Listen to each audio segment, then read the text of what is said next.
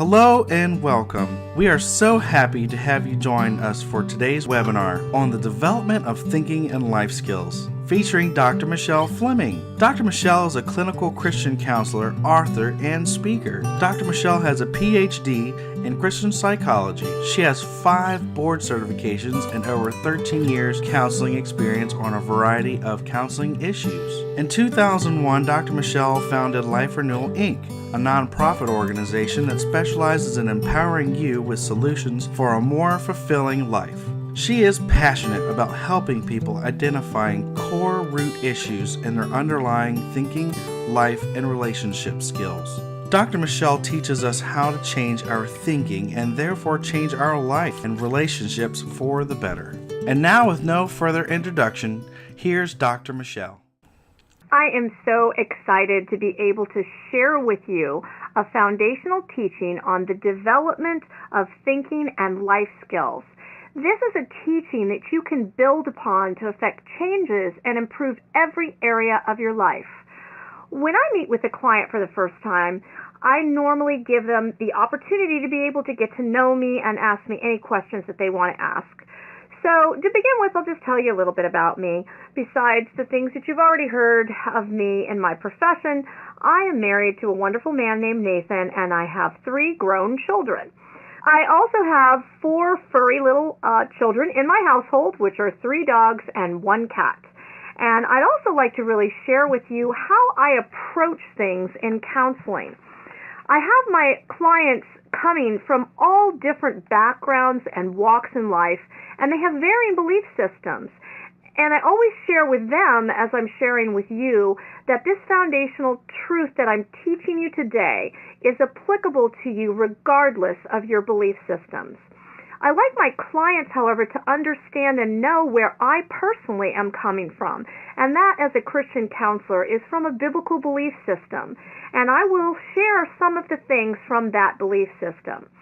My clients usually kind of laugh at me when I tell them that I want them to understand I respect them for wherever they are in their life or their beliefs. And I let them know that being myself, I'll share what I share, and if they don't like something, they may stop me at any given time and ask me to be quiet. And I want you to know that this teaching can be effectively applied to your life, whatever your belief system.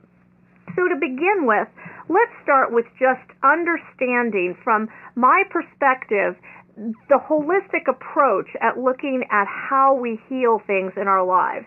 And that's from a perspective of understanding that we are body, soul, and spirit. And we cannot fully be overcomers unless we look at all 3 areas. We cannot forget that we have a body, what we do with our body, what we put in our body, what we listen to, what we watch, what we eat, if we exercise. All of these things are going to have an effect on us. Our soul area is our traditional area of counseling, and the soul is your mind, your will, and your emotions. So that includes all of your thinking patterns, the core beliefs that you develop from your life experiences. And your will is all of your choices and behaviors and actions. They're your life skills, the way that you navigate through your life. And then based on what you're thinking, your emotions are going to go up and down, and you're either going to control your emotions or they're going to control you.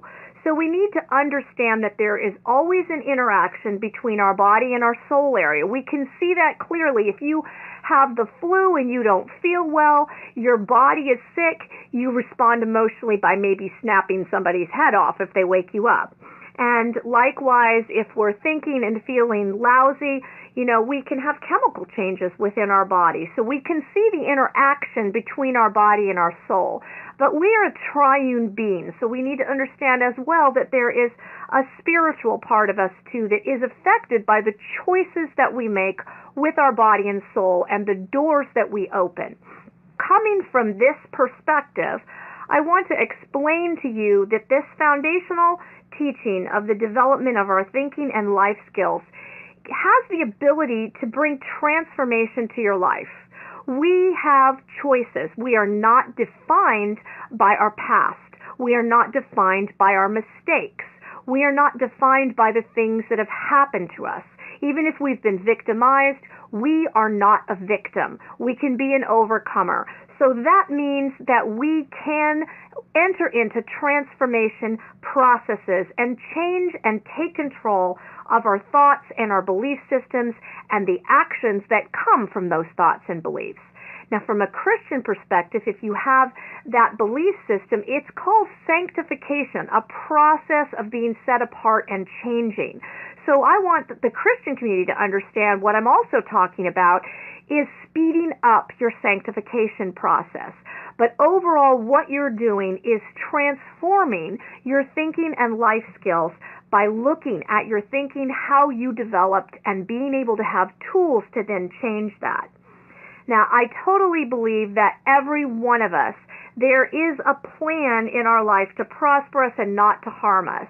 That we have the potential to be who we want to be and accomplish what we want, but some of us just get derailed along the way. But you can get back on that proper path. So understanding the overall development is what this next graph is showing you. I'm using an analogy from planting an apple seed into its soil and then watching that apple seed germinate and turning into the trunk of the tree with the branches and the foliage coming from that.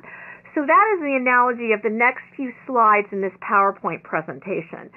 So what is that seed? That seed has everything in it that's needed for that plant to grow. It has the complete design. Our DNA is designed of what we are, who we are. Just like that apple seed, you're never going to plant an apple seed and get an orange tree. It's not going to happen. It has everything it needs within the seed to complete everything it's called to do, which is produce apples. And that's just like us. Our seed is the design of our soul, who we were created to be. And that includes your temperament, your gifts, and your talents. And some people, when I say that, will say, well, I don't feel like I have any gifts and talents. Well, you do. Every one of us has gifts and talents. And if you don't see them yet, you will see them. But we're all unique. We are not supposed to be carbon copies or bricks. We are living stones, unique and different and interesting. And every one of us has strengths and weaknesses, gifts and talents. So beginning and understanding the design of this seed, let me explain what your temperament is. Okay, when I say temperament, a lot of times people get confused and think that I'm talking about your personality or your behaviors. And there's a lot of different tools that people have used and reports to be able to identify behavior patterns and personality. That is not what I'm talking about. Your temperament is the blueprint of your soul. It is all of the tendencies that you have on the design that you were created after. What are your strengths and weaknesses? Some of us may be very personable and outgoing and friendly, where some of us may be introverted thinkers. Some of us love to handle roles and decision-making and responsibility, where some of us prefer to let somebody else take those roles. There is a unique blueprint inside all of us that is the design of our soul. And within it, it contains our strengths and things that are non-strengths and the needs that we have.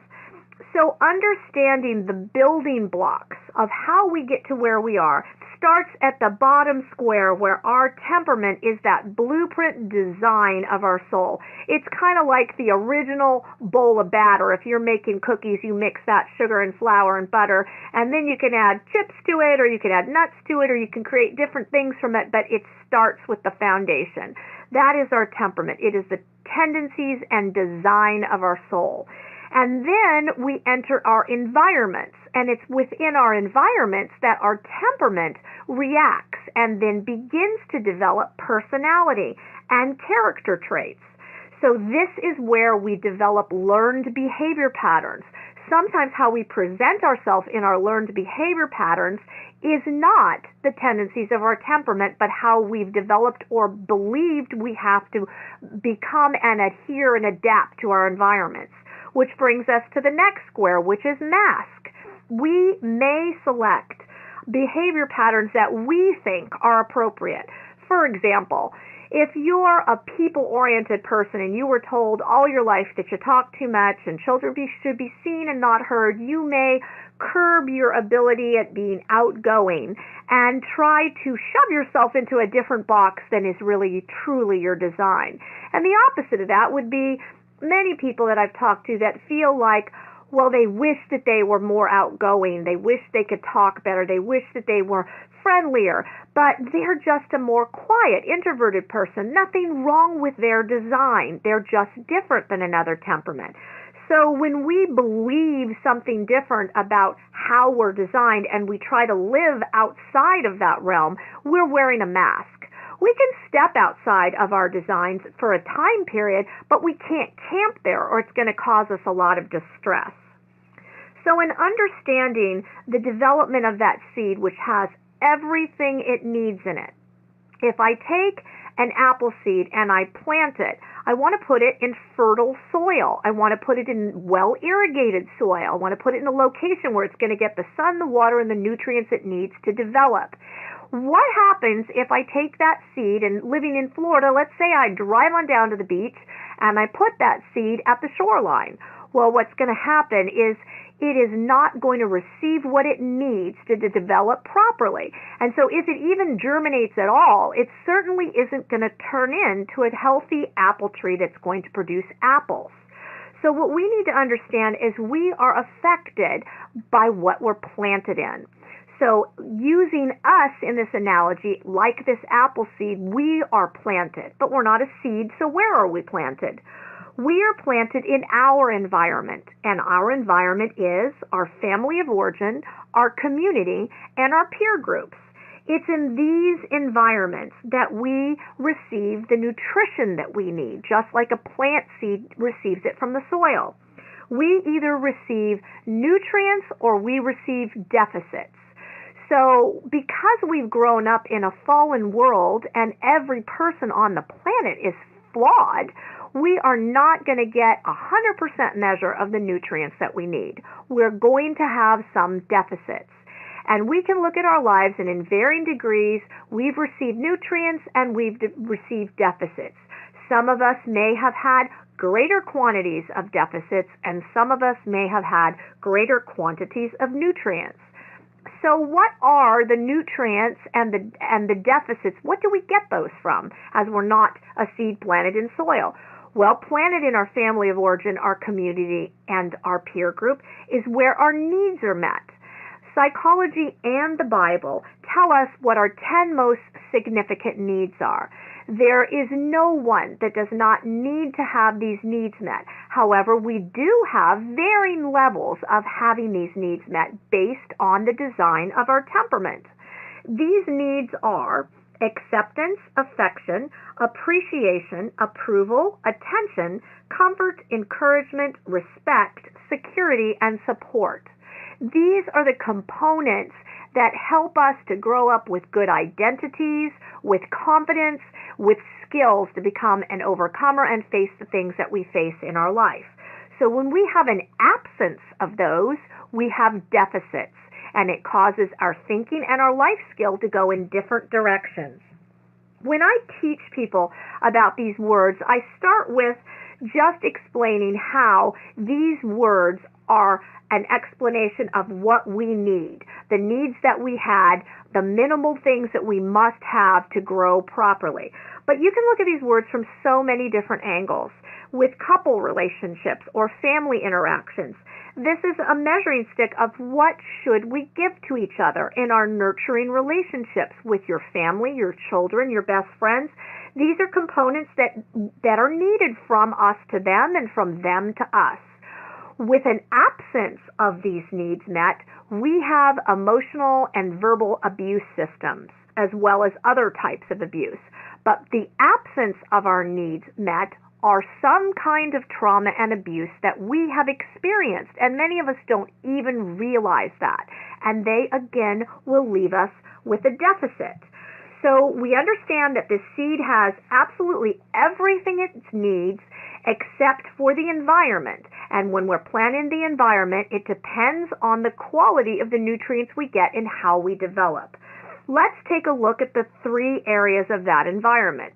How about our family of origin? Okay, our family of origin is anyone that we grew up with in our time of development. That could be our mom and dad. It could be a mom and a step-parent. It could be your grandparents. It could be a foster family. It could be anybody who took the role of caregiver in your life. This is your family of origin. Now, our families can look very different. There are families that have single parents, families that have two generations in a household, families that are divorced, teen parents, parents that may be a little bit emotionally unavailable. There may be families that have boundary issues or life skill issues. There may be trauma, neglect, abandonment. There may be different issues within a family system, alcoholism, any form of addiction, anger problems, or avoidance. And these are obviously the negative components to what can be present in a family system that would cause some of the deficits that we have. Likewise, the meeting of those 10 needs would be in the family system what nurtures us and provides the nutrients. Okay, and the second area of our environment is our community. What does our community consist of? It could be anything from the football team you belong to, or the girls' softball team you are on, or it could be band, or it could have been a youth group you belong to, or it might have just been your neighborhood and the kids in groups that you participated with. What did the community look like? Were you isolated from the community? Did you fit in with the community? Did you live in a neighborhood that was unsafe or had a high crime rate? Did you have the things that you needed within your community, or was there poverty? Depending on that community environment, again, shows us a level of how well we receive nutrients or deficits. And then in the third area of our environment is our peer groups. These are the people we chose to be in close relationships with. These are our best friends, the people that we invite into our world, that we allow to shape us, mold us. We become like them. We hang with them. In these environments, we receive messages of what's okay and appropriate, and we succumb to peer pressure, or maybe we've experienced rejection from our peers. And maybe we've joined in behavior patterns that have been destructive to be a part of the community in our peer group. So in all three of these areas, our family of origin, our community, and our peer groups, we are either receiving the nutrients we need or receiving deficits. The seed is planted into this environment. It meets needs in certain and varying levels. And then, keeping with our analogy, the seed begins to develop and germinate, and the tender shoot comes through the soil, and the trunk of the tree and the branches start to develop simultaneously. That trunk of the tree carries the branches, the foliage, and the fruit through the life of that tree. So what carries us through our life? It is our life skills. What do we do every day when we interact in our environment? It is our thinking skills that direct us. So simultaneously, these two areas are developing. Now, most of the time when people come for counseling, the major areas that they present problems with are in the life skills that would be defined as coping skills, communication skills, conflict resolution skills, and relationship skills. Many people have challenges in how they deal with things, whether they tuck their head in the sand, or they're able to express their feelings or ask for what they want, or handle a conflict to get to the place of resolution. And all of this will affect our relationship skills. So let's a little more broadly define what life skills are. They are the way that we interact with our environment. Every day we maneuver through our life and we have to handle all kinds of things, and we handle them with our life skills. Whether or not it's about budgeting our money and handling finances, our hygiene, our work ethic, our study skills, whether or not we're assertive or can set boundaries or we can confront somebody. Any of these areas are defined as life skills. So in developing our skills, we have some positive life skills and we have negative life skills. Some examples of negative coping and conflict resolution skills. would be addictions. If I develop a coping pattern to deal with things by using drugs or alcohol or pornography or gambling, or I become a people pleaser and I think I have to save and please people and provide for their needs and that it's always my responsibility, and I become hyper vigilant in caring for others at the loss of not caring for myself. Or if I develop an anger problem and maybe blow up in fits of rage, or there is abuse that happens within relationships, whether that be physical, sexual, emotional, verbal, or psychological abuse, which usually includes all forms of control and manipulation.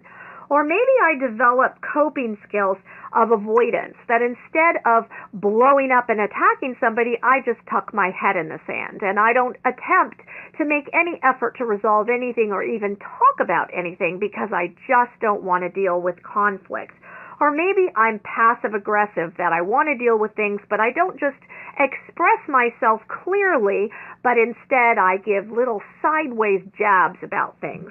Okay, these are the way our life skills develop. And again, it's from that seed which had everything it needed to be planted in the environment, where it develops and grows and then begins to produce from what it received from its environment. Simultaneously, our thinking is developing, and these are our branches.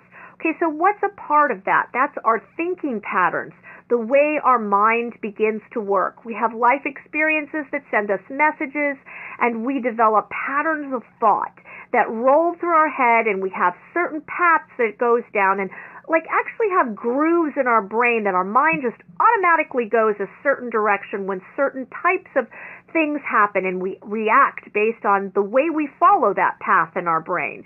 And we have a core belief system that develops. And the best way to define our core belief system is it's like a default drive on our computers. Whether I like it or not, when I am typing things out in Word, it is going to capitalize the first word in every sentence, even if I don't want it to, because that is the default drive. And I can't change it unless I go in there and rewrite the default drive. Well, that is what we need to understand in this foundational teaching, that we have the ability to rewrite our default drive. So the branches are our thinking skills, the thinking patterns, and the core belief system. Now, in psychology, I explain to my clients that the psychological words are calling it a core belief system, that we need to have rational responses to what we're thinking and our self-talk, that we need to reframe our thinking. These are the psychological words for it. If you're a Christian, the Christian way of saying that is we have mental strongholds, and the Word of God tells us to take captive our thoughts and tear down every stronghold, and defines that as any thought process that sets itself up against the knowledge of God. We can be transformed by the renewing of our minds. So we need to understand that whether we're looking at it from a belief system or not that belief system, we're talking about a system of thinking that has unhealthy thinking patterns and faulty belief systems. And based on these, we start and begin to create vows. I talk to people every day where they have no idea. They made a vow that said, I am never going to let anybody get near me again because I've been hurt and I've been offended and I've been rejected, and I'm never letting anybody close enough to do that to me again. And they make a vow, and then they wonder why they're lonely and not getting along. We can make vows based on the experiences we've been in and the thought patterns and finally the core beliefs that develop, and we make vows based on those. We develop unhealthy and negative attitudes. We may have expectations that everybody's going to let us down, or that no matter what we do, it's never going to be good enough. And these are again based on a faulty core belief system. Or we may just have self-focused motives because we're telling ourselves that if I don't take care of me, then who's going to? Again, understanding that that seed received certain nutrients and deficits, and what has been produced is the development of our thinking and our life skills. So truly, the truth is we have a battleground right here in our minds. We can decide to just never question what we think or we can come against the things that are hindering our life. I tell people that their big word for the day is megacognition. Megacognition is thinking about our thinking. We are the only animal on the planet that can think about our thinking. We can do something about what we think, and we can do something about what we believe, and the fruit of what our thinking and beliefs actually produce. But it begins by looking at it and being humble and willing to deal with it, understanding that there's no one on the planet who has arrived in this area. We all have thinking that needs to be torn down. We all have life skills that can be improved upon. So when we will accept that and own where we are and how we've gotten here, one of the things I tell my clients is, if you feel safe in looking at the things that are wrong with you, it'll be a lot easier to look at what's wrong with you. And the way to do that is to understand that your behaviors do not define you. Your behaviors are separate from your identity. And a lot of times people don't believe this, and even in the Christian community, we have a hard time understanding the difference between behaviors and identity. Our identity is who we have been designed and called to be. And even from a religious perspective, we have been designed for good things. Our behaviors are our actions, which can change. It does not mean that at our core we are a poor identity. Our identity is separate. And from a Christian perspective, there are big biblical examples of that. And I tell people, whether you have any belief biblically or not, this is a good example. In the Bible, David made big mistakes. He committed adultery. He used the power of being a king to bring a beautiful woman to her, to violate her, and get her pregnant. And then to cover his bad behavior, he killed her husband. Okay, never was he described in the Bible as an adulterer and a murderer. Why? Because his behavior was separate from his identity. And God called him a man after God's heart. Why? Because he was willing to look at his thinking, change his mind, and line himself up in a different direction. So whether that's your belief system or not, the point is that you are not defined by your past. You are not defined by your mistakes. You are not defined by your failures. And you are not defined by your behaviors.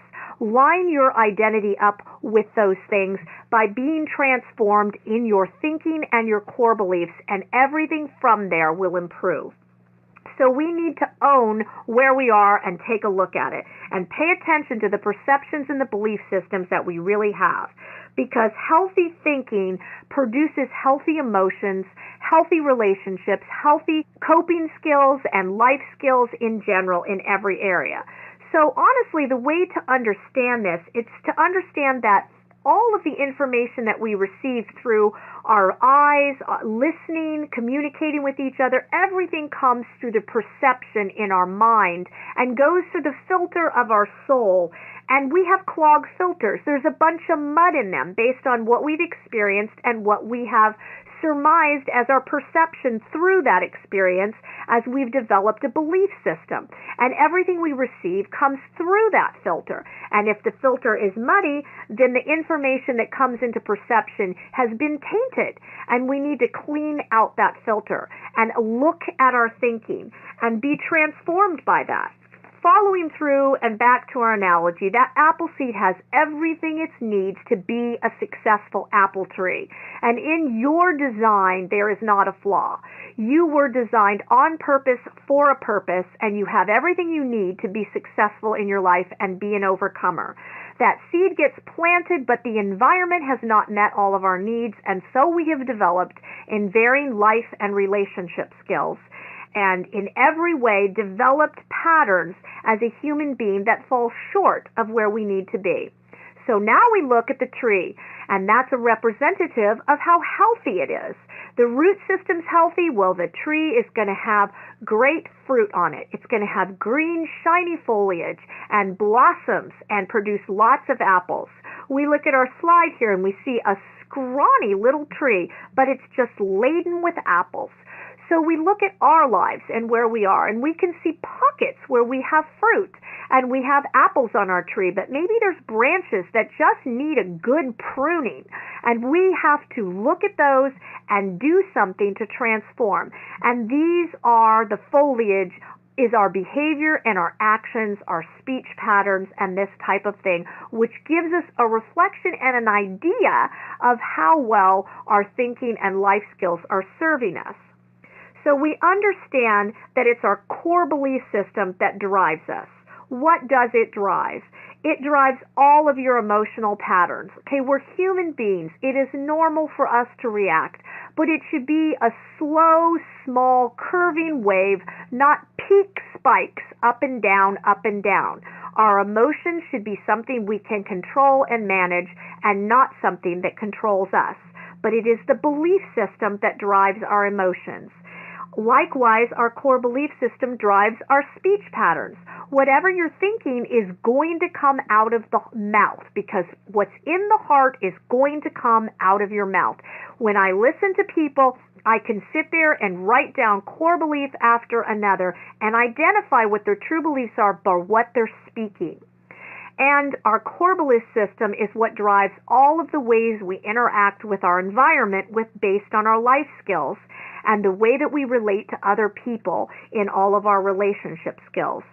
So the question is do your beliefs and thinking patterns propel you into healthy feelings and healthy behavior patterns and healthy relationships, or are they hindering you? And if so, which for all of us, if we're honest, there are areas that we all need improvement. And here's the good news. Nobody arrives. You are not alone in this. I tell my clients, what do you think that you're the only person? Do you think that I don't also have to look at my thinking and grab hold of it? The difference is when you have the understanding and you develop the tools and the skills, instead of this pattern allowing you to go into destructive behaviors and failures, you can grab it quickly and navigate through the challenges and circumstances in your life. Thank you for joining me. I hope this teaching helped open your eyes to how your life experiences have influenced the way that you think and behave. It helps to realize that we are all just people in various stages of our personal development. I hope you gained a greater understanding that everyone has areas they struggle with and that we all need to continue in our personal development. None of us have arrived, and we can progress in polishing our ability to operate in healthy thinking, life, and relationship skills. If you have enjoyed this webinar, please visit me at www.drmichele.org. We add helpful content daily to support you on your life journey. You can also follow me on facebook.com/life renewal or call me at 904-730-0775.